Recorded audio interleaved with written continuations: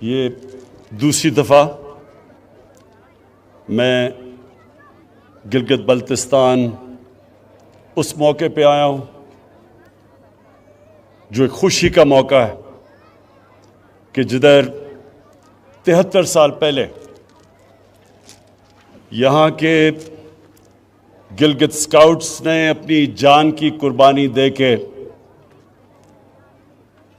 گلگت بلتستان کو آزاد کروایا. تو مجھے آج بڑی خوشی ہے کہ میں اب دوسری دفعہ دوسرے سال پھر یہاں آپ کے ساتھ خوشی بنانے آیا ہوں. اور انشاءاللہ جب تک میں وزیر اعظم رہوں گا میری ہمیشہ کوشش ہوگی کہ یہ جو دن ہے 1 نومبر یہ میں آپ کے ساتھ گزاروں.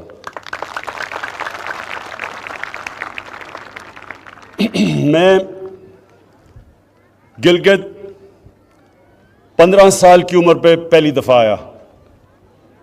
تب یہ کاراکورم ہائی وے بن رہا تھا. میں اپنے اسکول کی ٹریکنگ ٹیم کے ساتھ آیا اور وہ جو 15 سال سے مجھے ٹریکنگ کا شوق ہوا وہ آج تک ہے. اور وہ اس لیے کہ اس سارے علاقے میں جو ٹریکنگ ہے وہ دنیا میں کہیں نہیں. یہ وہ اللہ نے اس علاقے میں وہ خوبصورتی دی ہے اور اس طرح کے جو پہاڑ ہیں اور ان پہاڑوں کے اندر جو علاقے ہیں وہ کہیں دنیا میں نہیں ہیں. تو میں صرف ایک میرا پرائم منسٹر بننے کا ایک نقصان یہ ہوا کہ میں اب ٹریکنگ نہیں کر سکتا, لیکن جب بھی موقع ملا تو انشاءاللہ یہاں پھر سے آؤں گا ٹریکنگ کرنے کے لیے. خواتین و حضرات, آج ایک تو خراج تحسین پیش کرنا تھا گلگت اسکاؤٹس کو اور ان شہداء کو جنہوں نے قربانیاں دے کے اس علاقے کو آزاد کروایا. دوسرا, میں نے آج گلگت بلتستان کے لوگوں کو دوسری بھی مبارک دینی تھی, اور وہ یہ کہ جو ہم نے فیصلہ کیا ہے کہ گلگت بلتستان کو پروونشل سٹیٹس دینا ہے, جو ان کی ڈیمانڈ تھی بڑی دیر کی, اور یہ یو این سیکیورٹی کاؤنسلز کی ریزولوشن کے بیچ میں رکھتے ہوئے ہم نے فیصلہ کیا ہے. وہ سیکیورٹی کاؤنسل کی جو ریزولوشنز ہیں اس کے بیچ میں ہم نے فیصلہ کیا ہے, لیکن مجھے پتا ہے کہ یہاں کے نوجوانوں کی بہت دیر کی ڈیمانڈ تھی, تو میں آج اس کی بھی مبارک دیتا ہوں. اب جہاں تک پیکج کی بات کی اور ڈیولپمنٹ کی, وہ میں آج بات اس لیے نہیں کر سکتا کیونکہ الیکشنز کے دن ہے, لیکن میں صرف یہ کہتا ہوں کہ ہماری گورنمنٹ کی پالیسی, خاص طور پہ ہماری گورنمنٹ کی پالیسی یہ ہے کہ اپنے کمزور طبقے کو اٹھایا جائے, جو ہمارے غریب ہیں, جو پیچھے رہ گئے ہیں, جو 25% پاکستانی غربت کی لکیر سے نیچے ہیں. سب سے بڑی پرائرٹی ہے کہ ان کو ہم کیسے اوپر لے کے آئیں, اور دوسری جو پاکستان کے علاقے پیچھے رہ گئے, جس طرح گلگت بلتستان پیچھے رہ گیا ہے, اور اس کی بہت بڑی وجہ یہ تھی کہ یہ کٹ آف تھا. جب تک کہ کاراکورم ہائی وے نہیں بنا ادھر شاید ہی کوئی آتا تھا اور ڈیولپمنٹ کی چانس نہیں تھی, تو اس لیے یہ پیچھے رہ گیا. لیکن ہمارا قبائلی علاقہ بھی پیچھے رہ گیا ہے, بلوچستان بھی پیچھے رہ گیا ہے, سارے جو مغربی ڈسٹرکٹس ہیں پنجاب کے اندرون سندھ وہ پیچھے رہ گئے ہیں. تو ہماری پوری کوشش ہے کہ سارے علاقے ان کو اٹھایا جائے, اور جو پھر سے میں نے کہا جو ہمارا کمزور طبقہ, جو غریب لوگ, جو اس وقت 2 وقت کی روٹی صحیح طرح نہیں کھا سکتے, ان کو اوپر اٹھایا جائے. تو انشاءاللہ آنے والے دنوں میں آپ دیکھتے رہیں گے کہ ہم جس طرف جا رہے ہیں, ہماری جو سارا ڈیولپمنٹ کا پروگرام ہے وہ جائے گا ہی اس طرف, ان علاقوں میں جو پیچھے رہ گئے. میں کیونکہ آج میرے فوجی بھی سامنے کھڑے ہیں، جوان سامنے کھڑے ہیں، میں ساری اپنی قوم کو اہمیت بتانا چاہتا ہوں کہ کتنا ضروری ہے ایک مضبوط فوج کی، ایک مضبوط فوج کا ہونا پاکستان کے لیے۔ یہ میں اپنی ساری قوم کو بھی بتانا چاہتا ہوں۔ آج اب ساری مسلمان دنیا میں دیکھیں، شروع کریں لیبیا سے، پھر صومالیہ پہ جائیں، پھر سیریا جائیں، پھر یمن جائیں، پھر افغانستان کو دیکھیں، پھر عراق کو دیکھیں، تباہی مچی ہوئی ہے، یا جنگیں ہو چکی ہیں یا ہو رہی ہیں، لیکن عوام مشکل میں ہے، مشکلوں کا سامنا کر رہے ہیں لوگ۔ اور اس کے بعد یہ دیکھیں کہ ہمارے ملک کا جو اس وقت ہمسایہ ہے، ہندوستان میں آج وہ حکومت آئی ہے جو پچھلے 73 سال میں سب سے زیادہ انتہا پسند، مسلمانوں سے اور پاکستان سے نفرت کرنے والی، جو وہ ہندوستان میں مسلمانوں سے کر رہے ہیں، جو دو انہوں نے قانون بنائے، سٹیزن شپ لا اور ایک اور رجسٹریشن لا، یہ ہیں ہی مسلمانوں کی طرف کہ ان کو ایک برابر کا شہری ہندوستان میں نہ سمجھا جائے۔ اور جو انہوں نے کشمیر میں کیا 5 اگست 2019 کو، کسی ہندوستان کی حکومت نے وہ نہیں کیا کشمیر کے لوگوں سے جو اس انتہا پسند، ریسسٹ، ٹوٹیلیٹیرین، جو ریشل سپریمیسی میں بلیو کرتی ہے، باقی انسانوں کو برابر نہیں سمجھتی، ہندوتا کا جو نعرہ لے کے آئی ہے، انہوں نے جو کشمیریوں پہ ظلم کیا، کبھی اس طرح کا ظلم پہلے نہیں ہوا۔ تو اس تناظر میں دیکھنا چاہیے کہ کتنی ضرورت ہے آج ہمیں ایک مضبوط پاکستان کی فوج کی اور سیکیورٹی فورسز کی۔ کوئی ہفتہ نہیں گزرتا جب ہمارے سیکیورٹی فورسز اپنی جان کی قربانیاں نہیں دیتے۔ پرانے قبائلی علاقہ جو مرج ڈسٹرکٹس ہیں، اب ادھر سے لے کے اب بلوچستان، کراچی میں بھی کبھی کبھی ایک پورا پلان سے پاکستان کے خلاف دہشت گردی کی جا رہی ہے، اور کون ان کے سامنے کھڑا ہے؟ ہمارے فوجی، ہماری سیکیورٹی فورسز جو اپنی جان کی قربانیاں دیتی ہیں۔ اور ہم وہ خوش قسمت ملک ہیں کہ جو پچھلے 15 سال میں جس طرح کی 15 سال میں دہشت گردی پاکستان میں ہوئی، اور جو ہمارے دشمنوں نے پورا فائدہ اٹھایا اس سے اور ہمیں ڈی سٹیبلائز کرنے کی کوشش کی، ہم اپنی آج سیکیورٹی فورسز کو داد دیتے ہیں کہ ان کی وجہ سے آج پاکستان محفوظ ہے، اور ان کی وجہ سے، ان کی قربانیوں کی وجہ سے آج ہمارا وہ حال نہیں ہے جو کئی اور مسلمان ملکوں کا حال ہے۔ اور ہمیں یہ بھی پتہ ہے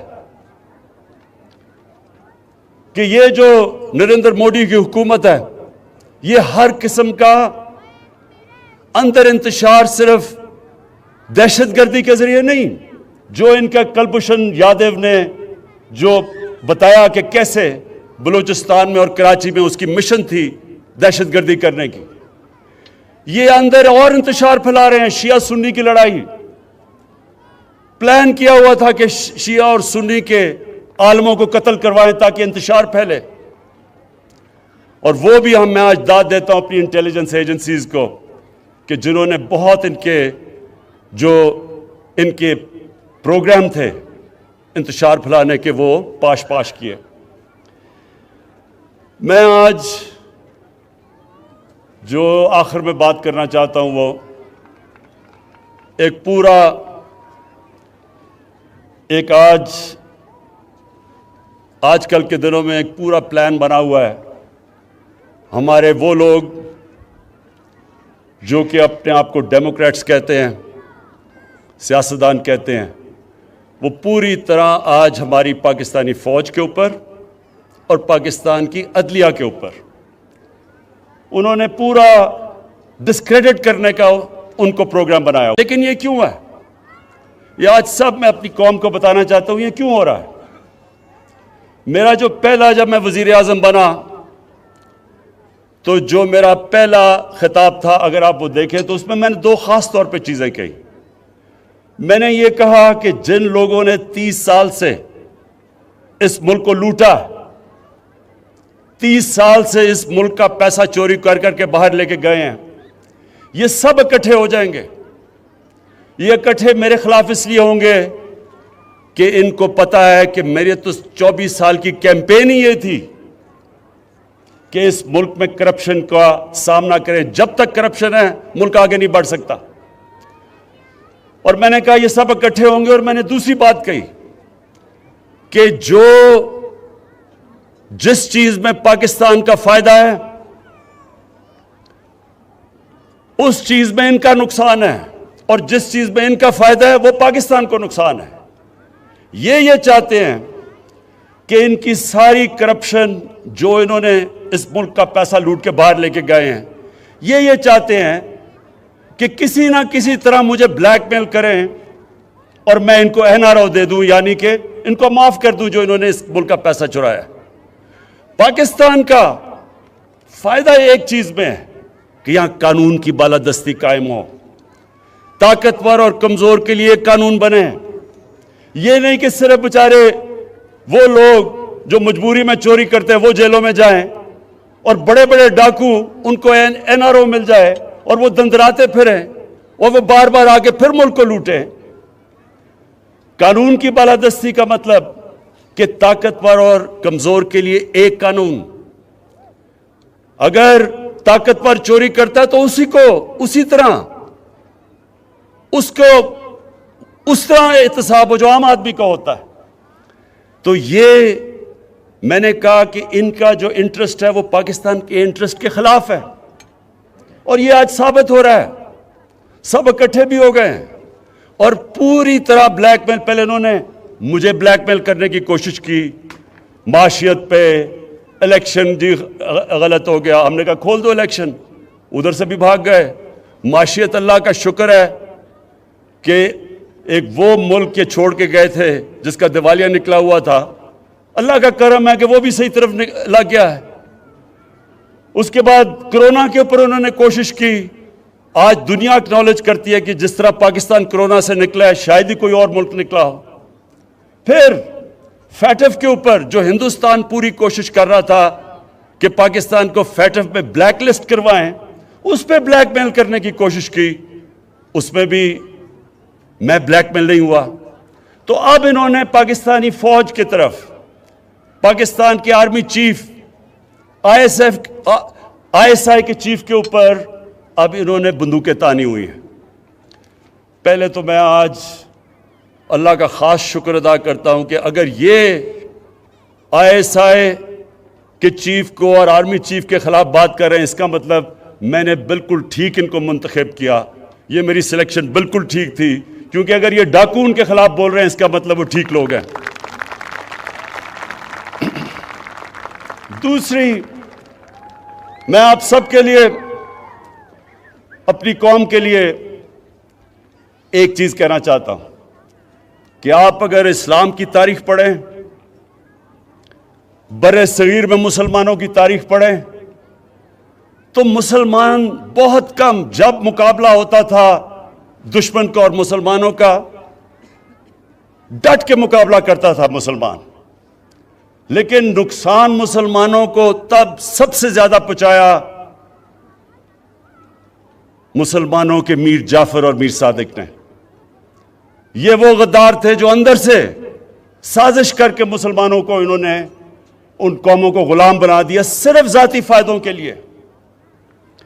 قرآن شریف میں منافق کا درجہ کافر سے نیچے رکھا ہوا ہے, کیونکہ وہ آپ کا بننے کی کوشش کرتا ہے, وہ اندر سے جڑیں کاٹ دیتا ہے. جنگ خندق میں جب نبی صلی اللہ علیہ وسلم مکہ کے کفار کا مقابلہ کر رہے تھے تو اتنا ہی بڑا جتنا کفار کی فوج تھی اندر منافقین سے خطرہ تھا، اور اس لیے اللہ نے کہا تھا کہ ان کا درجہ کافر سے نیچے ہے، یہ زیادہ نقصان پہنچاتے ہیں. اور آج ہم پاکستان کے میر جعفر، میر صادق اور میر ریاض صادقوں کو دیکھ رہے ہیں. یہ وہ لوگ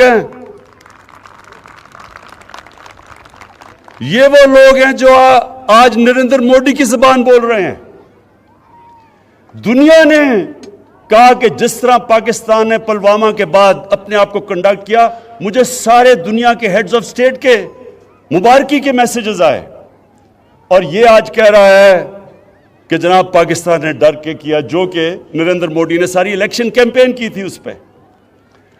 اور سارا مقصد ان کا مقصد ہے کیا؟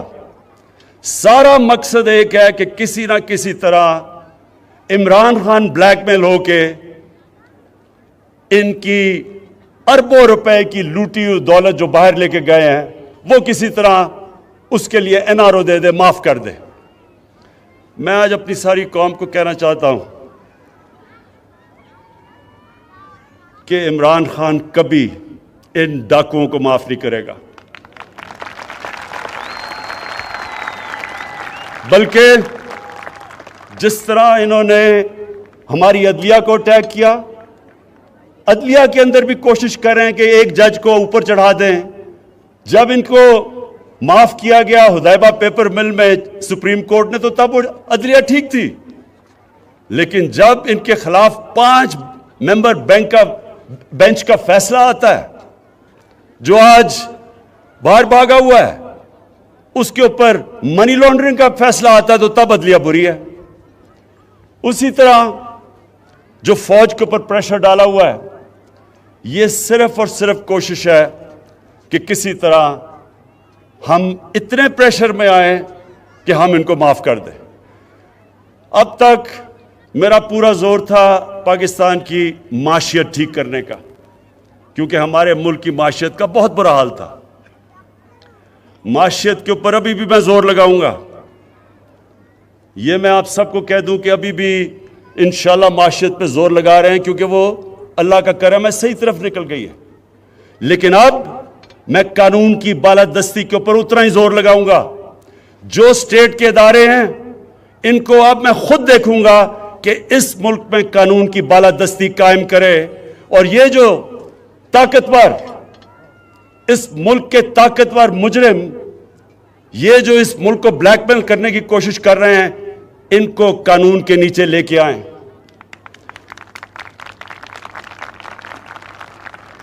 اور انشاءاللہ آنے والے دنوں میں آپ دیکھیں گے کہ کس کی ٹانگیں کامتی ہیں اور کس کے ماتھے پہ پسینہ آتا ہے. یہ ساری قوم دیکھے گی. شکریہ.